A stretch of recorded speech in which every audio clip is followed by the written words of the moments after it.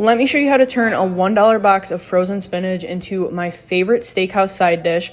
All I did was microwave it according to the directions on the back, wrung out all the water, then I melted some butter with garlic, crushed red pepper flakes, let it get nice and fragrant, and added the spinach in with half a block of cream cheese, about a cup of freshly grated Parmesan, some salt and pepper, mixed it together. Eat this with a steak. It is so good. If you try it, let me know what you think.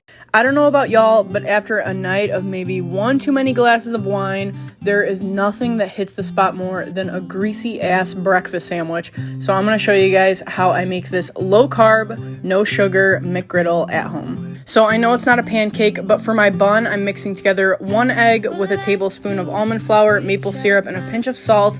I'm cooking it in this little griddle maker. I'm going to do that twice, one for each bun, and then I fried up some sausage patties, a couple eggs. I always like cracking the yolk for sandwiches, topping it with the best of the best American cheese and letting that get nice and melted. I assemble my sandwich, throw on some bacon and mayo. It is so good. If you guys try it, let me know what you think. If you've ever been to a fancy steakhouse and ordered the wedge salad, you know how good it is, and if you've never had one, I'm about to show you how to make one at home. Start with 1/4 head of iceberg lettuce, smash it down into a bowl, and then top it with super finely minced red onions, cherry tomatoes, and real bacon bits. This is the blue cheese dressing I like using, but if you want to make your own, that would be so much better. I also like adding a little bit of balsamic glaze, fresh blue cheese crumbles, and you've got to add salt and pepper. Pair this with a steak. It's so good, and let me know what you think if you try it. This is how you make one of my favorite recipes from my brand new ebook, Garlic Parmesan Smashed Brussels Sprouts. I've got about a pound of fresh Brussels sprouts here that I'm going to trim the stem off and throw into a large microwave-safe bowl with a little bit of water. You could boil these, I just find the microwave so easy. I'm microwaving them for about 7 minutes, then I'm going to throw them on a lined baking sheet and smash them down with a cup. If they don't smash down really easily, keep microwaving them. And then I'm going to mix together some oil, garlic, and seasonings. You could use whatever you like for seasonings, but they do need a lot of salt. And then I lather that all over the Brussels sprouts, top it with a little mozzarella cheese and freshly grated Parmesan, throw them in the oven. They are so good. Let me know what you think if you guys try them. So I seriously have been obsessed with this dinner combination, and it is a really easy one. All I'm doing is seasoning some cubed up sirloin, and then on my griddle I'm going to throw a couple bags of frozen stir fry mix, just with a little bit of salt, pepper, and the sugar-free teriyaki sauce I have.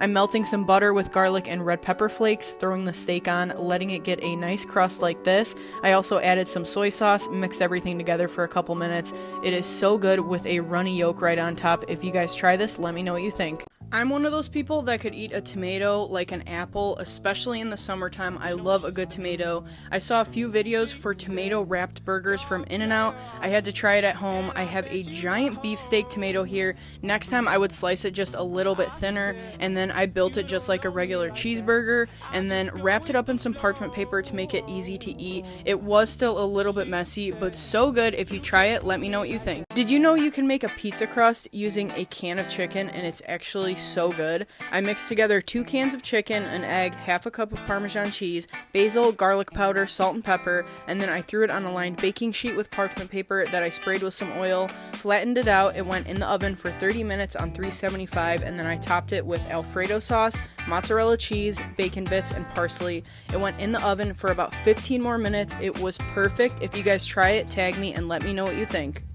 I was honestly so shocked to find out that so many of you really hate tomatoes. So here's another way I like to eat a cheeseburger. I pulled out my mini waffle maker. It's been quite some time. I had to clean it off. I have a little bit of mozzarella cheese at the bottom and half of an egg whisked. So I'm going to do that twice. Those are going to be my buns, and then I just assemble it like a regular burger. That's some bacon jam. Let me know if you guys want that recipe. It was so good. Tag me and let me know what you think if you try it. I always get the question, what do I eat when I have a sweet tooth? And the truth is, I don't like baking. I'm not good at it. This is a super easy dessert, no baking required.